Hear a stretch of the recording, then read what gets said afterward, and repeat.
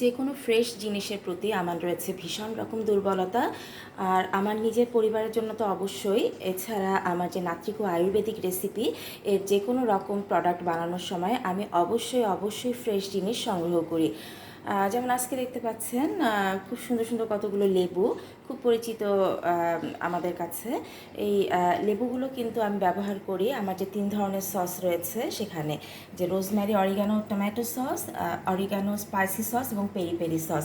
এই সসের মধ্যে আমি কি উপকরণ দিয়ে থাকি তা বিভিন্ন পোস্টে কিন্তু আমি দিয়েছি। তো আমার এই সস বানানোর আরেকটি অন্যতম উপাদান কিন্তু এই লেবু। এই লেবুগুলো আমি সবসময় ফ্রেশ ভাবেই সংগ্রহ করি। সেটা অনেক সময় আমার গার্ডেনের থেকেও নেই, এবং যদি আমার গার্ডেনে পর্যাপ্ত লেবু না থাকে তাহলে আমি ভালো কোনো জায়গা থেকে এ ধরনের ফ্রেশ লেবু সংগ্রহ করি। আজকে যে লেবুগুলো দেখতে পাচ্ছেন এটা কিন্তু আমার যে নিজস্ব গার্ডেন আছে সেখান থেকে সংগ্রহ করা।